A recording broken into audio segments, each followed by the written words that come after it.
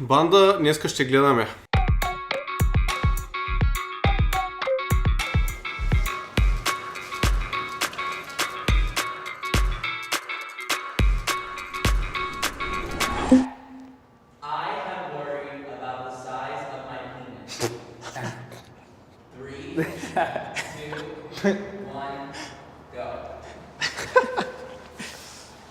Oh my god.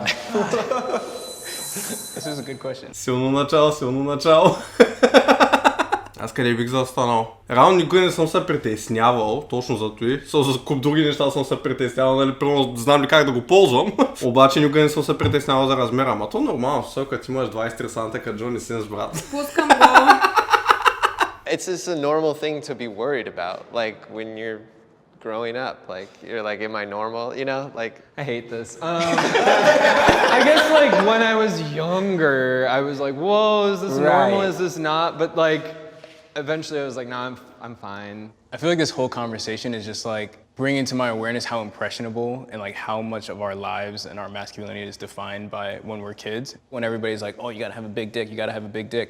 And all you see is like, only time you see a dick is on porn and it's like 14 inches, then it's like, well, mine doesn't look like that. Yeah. Брат, всичко над 7 санта е лакомия.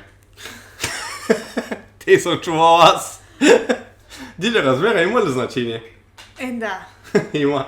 Няма да скривя ушата. A man should pay for the first date. 3, 2, 1, go.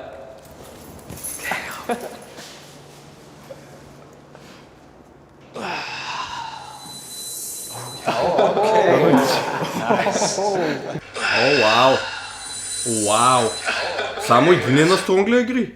What? Верно ли бе? И виж колко има на дизагри. Вау. Аз като ти кажа, че мъжете станали бокулци, ти не вярваш. Не. Като цяло, разбирам, това е наследство от феминизма, цялото нещо. И на тебе да ти набиват постоянно в главата, ние сме независими, ние си плащаме за сметки и ти ще си мия и не си плащай, ти майка виша. Ама... Той ще си плащаме, ние няма да си плащаме. Да, ама пък все пак, някак смятам, че мъжките принципи трябва да отстояват даже и това. Но отстояване не е точната дума. Аз какво правя? Предлагам да платя аз един път, втори път евентуално ако усетя, нали, че ще поддаде, ако натисна малко. Обаче ако е твърдо против да платя, не се тикам. Пък и много зависи къде сте. За мен златното правило е, който кани черпи. Който кани черпи, да. Да, и аз тъкмо това трябва да казвам. Който кани черпи, това е. Просто е прието мъжа да кани. I like the way the old school ways work. They did work. We just messed it up. so that's important to you to like take that leadership role, to be like the breadwinner. I'm the caretaker of society.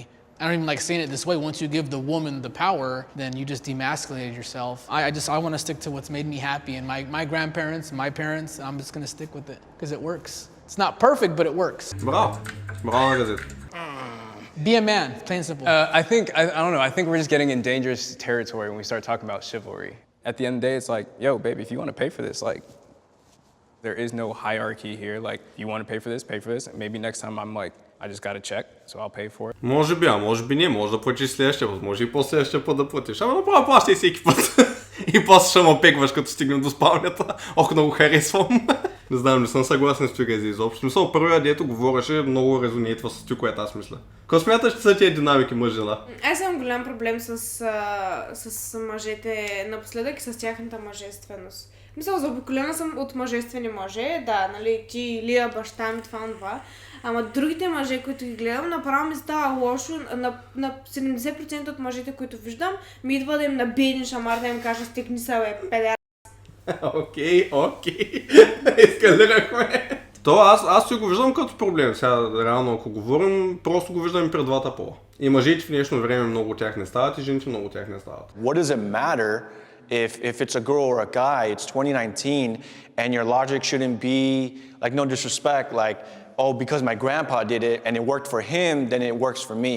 If she's not gonna date me that second time because I didn't pay for her, I think I dodged a bullet. Сега мога да видя някаква логика в това, което е казал с последното му изречение. Има логика, но пак много ми се би с цялостното разбиране. Не, на мене. I support the Me Too movement. 3, 2, 1, go.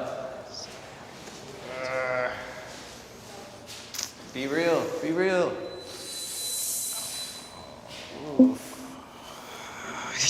Мито момента като цяло е хора, които са им се случвали неща свързани с сексуален тормоз, които сега набират смелостта в момента да говорят за това нещо, което им се е случвало в миналото и директно си казват кой го е направил и с интернет. И обзето канцелират хора по този начин. At first, when I saw it, you know, and talking to my friends, and family, a lot of people in the South, they're like, these women should have spoke up a long time ago.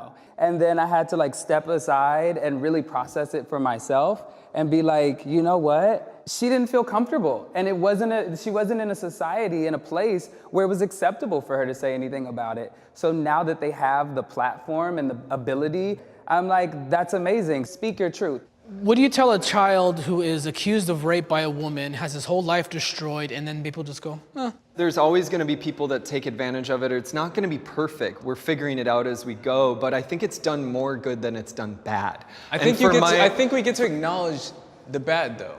Like I think of course. That's why I'm doing like this thing is like for us to say like, oh, he did that to me, and all of a sudden now we've like vindicated that guy is like vilified. Like there is no chance of like him having a say in the conversation. Тук знам, че го подкрепиш това. Над посредата съм реално. Че той няма дума в цялото нещо. Това е така, според мен, да. Някой сочи пръст към тебе и ти долу-горе нямаш... В смисъл, тук го няма това виновен до доказване на противното. Невинен до доказване на противното. Тук си виновен до доказване на противното. Най-са ми интересни хората, дет казват, ами просто казвайте на мъжете, че не е добре да ги правят тия неща. Те знаят, че не е добре. Как да ги научиш? Тук ще скоча с 5 крака на Стронглия Гри. Overblown. Wait, what? Overblown. What is that? Can you use a different word? Yeah. Ами защо всички са тук? Не знам. Аз мисля, че те не разбраха просто какво се казва. Особено той с голата глава. Да. Той не трябва да е там, според мен. Women are being catcalled every day. And so like men are still, I think, seen or experienced as like a predatory presence to women. So like that's why I just don't think it's like overblown. I think it's new.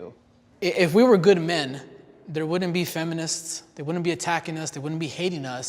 You have a lot of guys who don't want to commit to marriage. You have a lot of guys who catcall. So yes, men have become toxic. And once again, I have to be consistent with all my beliefs and all my morals. I'm very traditional. Unpopular opinion, смятам, че мъжете винаги са били токсични. Просто сега много повече се говори за това. Токсични? В смисъл от неговата дефиниция на токсични, се каза. Даже в момента са най-mild. Да. Преди са били 100 пъти по-токсични. Да.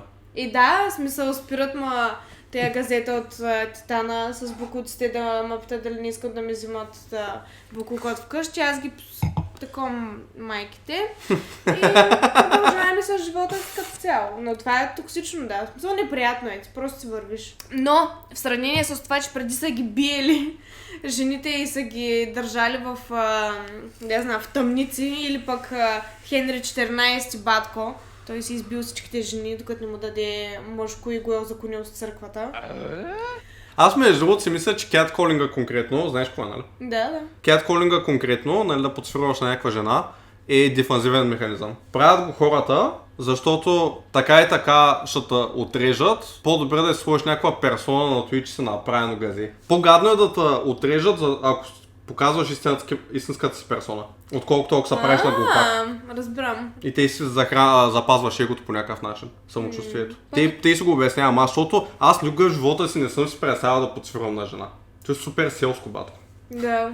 И казвам батко и смятам, че е супер селско, да.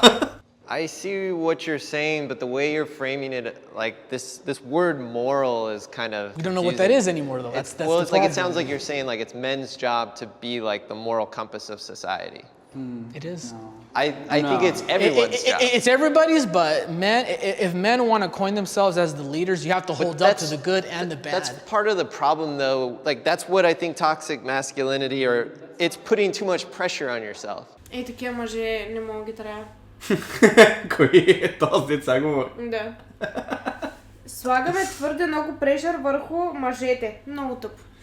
Много ма дразнят. Той газе с голата глава е право. В смисъл, мъжете са са виновни за това. Те трябва да са моралния компас на обществото. Мале, влез ми кармата в кото, защото пустувам този, честно ти казвам. И този пиклю с ризата там стои, го гледа и е такъв: не, това е твърде много прешър върху нас. Мъжете бягат от отговорност нещо време. Да бе, какво се случва бе? Вие трябва да сте тези хора, дето стоят и искат отговорност от всякъде. Всяка отговорност да е ваша. И ние, жените, нали, уж сме лошите в това, че искаме и ние да поемем отговорност. И в същото време гледай какви нерези се раждат тук. Аз мятам, че и жените имат пръзва в това за отговорността конкретно. Със сигурност. Защото едно време мъжите е трябвало да правят неща с живота си, за да получат жената, която искат. Сега е сравнително лесно да намериш някой, с която да се изчукаш, брат. Тоест ти можеш да живееш при майка си в мазето й, може да цъкаш лига по цял ден, да пушиш тревичка. Ако изглеждаш добре, пак ще се намери някой, която да оправиш. Защо да се опитваш? В смисъл, нали, гледам го от тая гледна точка, че просто едно време е било задължително да постигнеш нещо, за да се възпроизведеш. Просто, да, и в двата пола е проблема. I mean, it's very obvious that we're grappling with like the history and the damage of like what a world completely run by men does to us. That's why I think we're talking about toxic masculinity. Света се рънва от жените. Не знам колко по-ясно да го кажа и на кого трябва да го кажа. Света се ръмва от жените, но е ръководен от мъжете. Защото нещата ги правят мъжете, но ги правят заради жените. И един мъж почва да става много по-амбициозен, като има жена до себе Да, си. като трябва да впечатли някой. Да, или като си има жена вече, негова си жена и като иска там нещо да и подсигури това и почва повече да се ангажира и да действа и да е по-амбициозен. Така че света се върти от жените, но да, се ръководи от мъжете. Нали, според мен, кои сме ние да съдим? Да, не искаме гледните точки. Сега, ако някой е съгласен, съгласен. Ако не е, има и други канали. I am comfortable showing my emotions. 3, 2, 1, go.